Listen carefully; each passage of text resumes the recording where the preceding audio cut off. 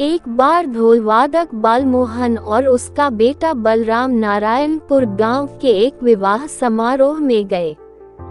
विवाह समारोह के खत्म होने पर दोनों पिता पुत्र को ढेर सारे पैसे और कुछ सोने चांदी के आभूषण इनाम के रूप में मिले। इनाम लेकर दोनों खुशी खुशी अपने गांव लौटने लगे। दोनों एक छोटे जंगल को पार कर रहे थे कि बेटा बोला, पिताजी, आज तो बहुत आनंद आ गया। आज तो मैंने जितना सोचा था उससे कई गुना ज्यादा कमाई हो गई। इस पर पिता ने खुश होकर कहा, बलराम, तुमने आज बहुत मन लगाकर ढोल बजाया था, यही कारण है कि आज समारोह में हम पर पैसे की वर्षा हुई है। जब दोनों जंगल के बीच रास्ते में पहुंचे तब बालमोहन के बेटे ने अचानक तेज आवाज में ढोल बजाना शुरू कर दिया। बालमोहन ने कहा, अरे बलराम, तुम अभी यह क्या कर रहे हो? तुम नहीं समझोगे पिताजी, आज मैं बहुत खुश हूँ। मेरी इच्छा बार बार जोर जोर से ढोल बजाने की हो रही है, लेकिन इतनी तेज आवाज में न बजाओ। इस जंगल में डकैतों और लुटेरों का समूह रहता है। ढोल की तेज आवाज सुनकर वे यही आ जाएंगे। बालमोहन ने अपने बेटे को समझाते हुए कहा, आप बिल्कुल परेशान न हो पिताजी, मैं अपने ढोल की तेज आवाज से उन्हें डरा करा भगा दूंगा। बलराम ने हंसते हुए कहा। उधर जंगल में छिपकर बैठे एक लुटेरों के समूह ने ढोल की आवाज सुनी तो उन्हें लगा कोई राजा अपने दल के साथ शिकार खेलने आया है। कुछ मिनट बाद बालमोहन बोला, बलराम, अब तुम मान भी जाओ। जो धुन तुम लगातार बजा रहे हो, ये केवल एक ही बार बजाई जाती है।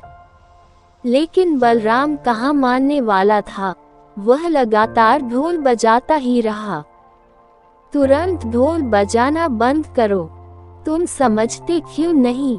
यदि लुटेरों ने ढोल की आवाज सुन ली तो?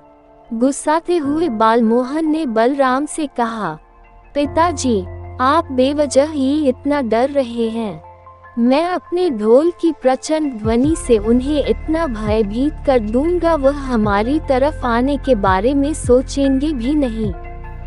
ऐसा कहकर बलराम ने दोबारा ढोल बजाना शुरू कर दिया। उधर लुटेरों के समूह के सरदार को फिर ढोल की आवाज सुनाई दी। उसने आवाज सुनते ही अपने साथियों से कहा, साथियों, फिर वही धुन। इसका मतलब यहाँ कोई राजा शिकार खेलने नहीं आया। सरदार, मुझे तो लग रहा किसी ने नया नया ढोल बजाना सीखा है और खूब धन कमा कर किसी समारोह से वापस जा रहा है। समूह के एक सदस्य ने अपनी राय बताई, तुम ठीक कह रहे हो, चलो हम इस ढोलवादक पर धावा बोल देते हैं। लुटेरों के सरदार ने अपने साथियों को आदेश देते हुए कहा। मात्र कुछ ही समय में लुटेरे ढोल वादक पिता पुत्र के पास पहुंच गए। उन दोनों के पास मोटी मोटी गठरियां देखकर लुटेरों का सरदार समझ गया कि इन्होंने आज ढेर सारा अनाज और धन प्राप्त किया है। इन दोनों से तुरंत छीन लो ये गठरियां। सरदार ने अपने साथियों का आदेश दिया। लुटेरों ने उन दोनों से उनके पास जो भी सामान था सब छीन लिया और उन्हें डंडे से मारकर वहां से भगा दिया। मैंने तुम्हें कई बार ढोल बजाने से मना किया था, पर तुमने मेरी बात बिल्कुल नहीं मानी। तुमने आज खुद ही अपने पैर पर कुल्हाड़ी मार ली है। बालमोहन ने अपने सिर पर हाथ पटकते हुए अपने बेटे से कहा, पिताजी, मुझे माफ कर दो। आज अधिक पैसे कमाने की खुशी में मुझसे बड़ी भूल हो गई है। मैं समझ गया कि बड़ों का कहा न मानने का अंजाम हमेशा बुरा ही होता है। फिर दोनों पिता पुत्र मायूस होकर पछताते हुए अपने गांव की ओर चल पड़े। सीख, बड़े बुजुर्ग जो कुछ कहते या सलाह देते हैं उसमें भलाई छिपी होती है।